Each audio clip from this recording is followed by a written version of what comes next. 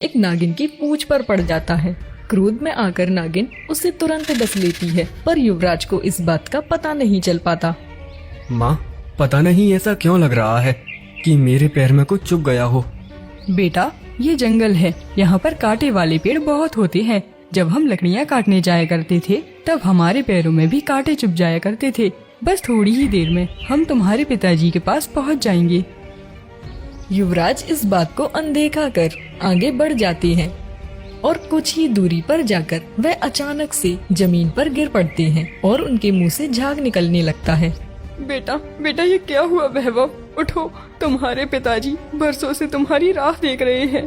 बेटा, ये तुम्हारे मुंह से झाग कैसे निकल रहा है? उठो बेटा, अपनी माँ को ऐसे मत डराओ। हमें तुम्हारे पिताजी को दिया हुआ वचन पूरा करना है। हे ईश्वर, क्या ये ही तेरा न्याय है? 20 साल की तपस्या का फल तूने मुझे यही दिया। बेटा, तेरे कारण ही मैंने महल छोड़ा और तू ही मुझे छोड़कर चला गया। रानी युवराज को उठाने की बहुत कोशिश करती हैं, पर तब तक राजकुमार के प्राण निकल चुके थे।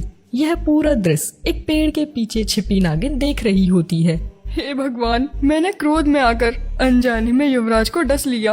अब रानी जी अपना वचन पूरा कैसे करेंगी? मुझे अपने स्वामी को सब बताना होगा। नागिन घबराई हुई अपने बिल की ओर दौड़ती है और वहां पहुंचकर सारी घटना इच्छाधारी नाग को बताती है। इधर रानी जी सदमे में बेहोश हो जाती हैं। ये तुमने क्या कर दिया? एक निर्दोष की हत्या कर दी। अगर रानी जी को भी कुछ हो गया तो फिर एक नहीं बल्कि 2 लोगों की हत्या का पाप तुम्हें ही लगेगा। स्वामी, हमसे बहुत बड़ी भूल हो गई है। जो भी हुआ अनजाने में हुआ। अब इस पाप का प्रायश्चित भी हमें ही करना होगा। मैं स्वयं युवराज बनकर रानी जी के साथ महल जाऊंगा ताकि उनका दिया हुआ वचन भी पूरा हो सके। पर स्वामी, मैं आपके बिना अकेली कैसे रहूंगी?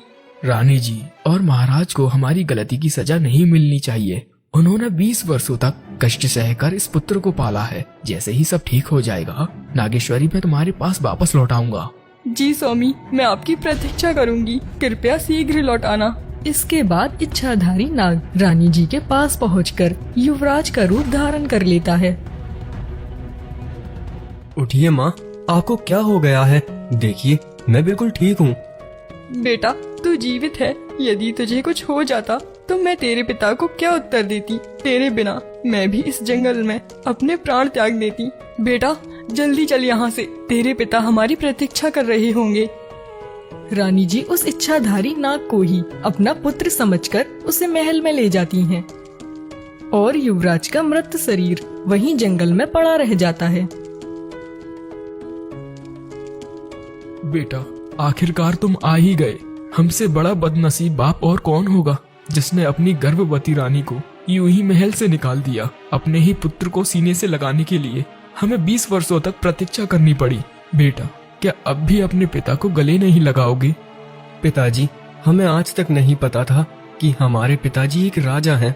माँ ने कभी आपके बारे में बताया ही नहीं। पर सच कहूँ पिताजी, मैंने आपको हर दिन और हर पल याद किया है। मंत्री जी, जाइए पूरे राज्य में अन्न और वस्त्र का दान करवाइए। आज हम बहुत प्रसन्न हैं। आज हमारे युवराज पूरे 20 वर्षों के बाद अपने महल लौटे हैं और साथ ही में ये घोषणा भी करवा दीजिए कि आज से 2 दिन बाद युवराज का राज तिलक होगा। जो आज्ञा महाराज। भगवान आपके परिवार को बुरी नजर से बचाए। पिताजी, हम अभी राजा बनने योग्य नहीं हैं। क्या कह रहे हो बेटा? हमारा सपना था कि हमारे बाद तुम ही इस राज्य को संभालो। क्या तुम अपने पिता का सपना पूरा नहीं करोगी? पिताजी, हमें राज्य के नियम और राजधर्म का कोई भी ज्ञान नहीं है। हम अभी इसके लिए तैयार नहीं हैं। कृपया हमें क्षमा करें। इतना कहकर वैभव तेजी से अपने कमरे की ओर चले गए। महाराज चुपचाप से उसे देख रहे थे और उन्हें वैभव का इस तरह जाना बहुत बुरा लगा। महाराज, आप चिंता मत कीजिए। वह अभी नया नया है ना, इसलिए थोड़ा घबराया हुआ है। बिल्कुल आपकी तरह है जिद्दी। हम उसे समझाएंगे, देखना वो हमारी बात नहीं टालेगा।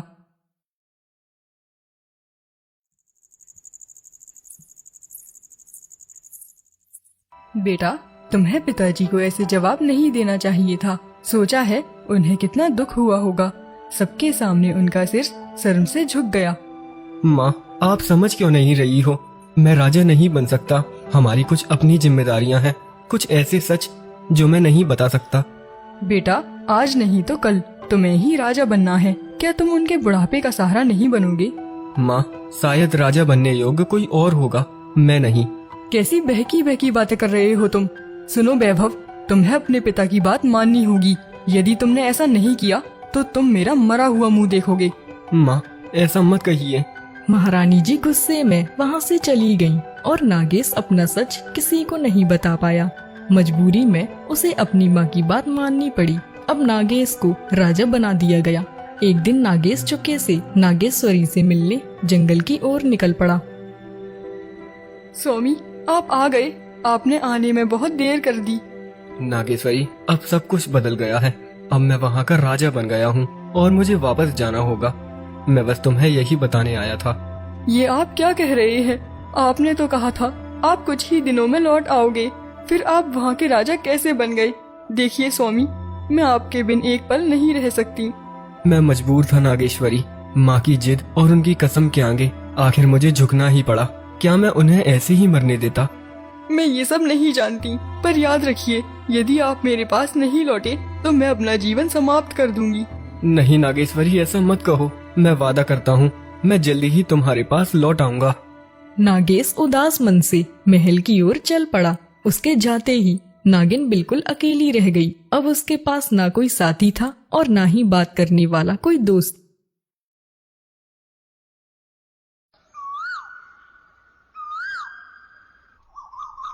अरे बेटा, हमने आपके लिए एक सुंदर राजकुमारी देखी है। अब तो बस शुभ मुहूर्त देखकर आपका विवाह उससे करा देंगे। इतना सुनते ही राजकुमार स्तब्ध रह जाते हैं। पिताजी, ये आप क्या कह रहे हैं? मैं शादी नहीं कर सकता। मैं आपकी हर बात मान सकता हूँ, लेकिन ये नहीं।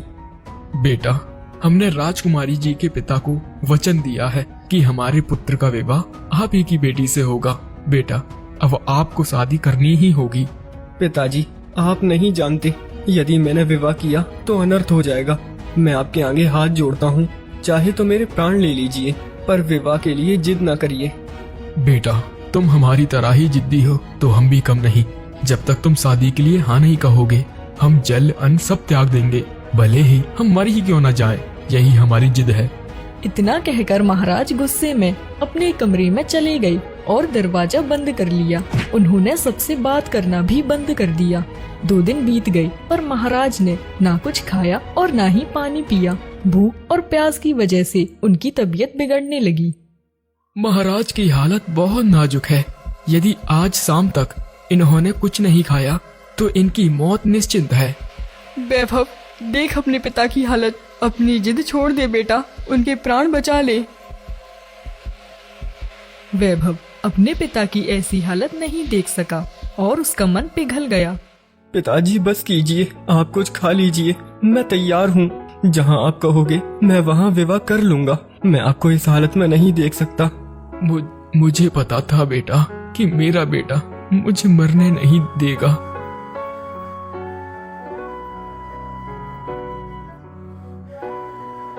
नागेश की शादी हो जाती है। समय बीतता है और वह अपनी पत्नी नागेश्वरी को भूलकर अब राजकुमारी के साथ सुखी जीवन जीने लगता है। और कुछ सालों बाद ही युवराज के एक पुत्र का जन्म होता है। सुना है महाराज का पुत्र बहुत सुंदर है और पूरे राज्य में खुशियां मनाई जा रही हैं। नागेश्वरी एक पेड़ के पीछे छिपकर उन दोनों की बातें सुन रही होती है। वह तुरंत मनुष्य रूप धारण करती है। कौन महाराज? किसकी संतान की बात कर रही हो? अरे, तुम्हें नहीं पता, राजा वैभव की पहली संतान हुई है। बड़ा ही मनमोहक बालक है। नहीं नहीं, मेरे स्वामी ऐसा नहीं कर सकते। जरूर कोई धोखा हुआ है। उनकी पत्नी तो मैं हूँ।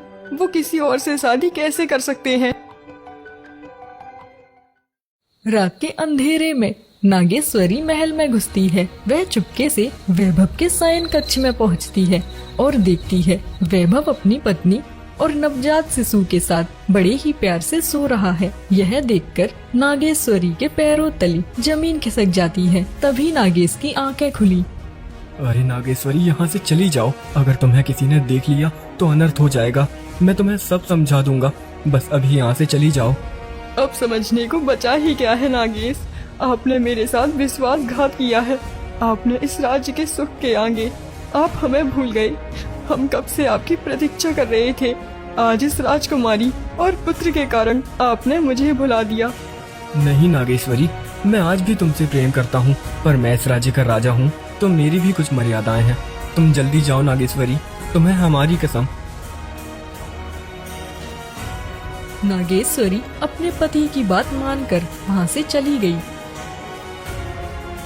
पर कुछ दूरी पर चलने के बाद वह कहती है, जिसने मेरा घर उजाड़ा है मैं उसे जान से मार दूंगी। नागिन फिर से महल की ओर जाने लगी।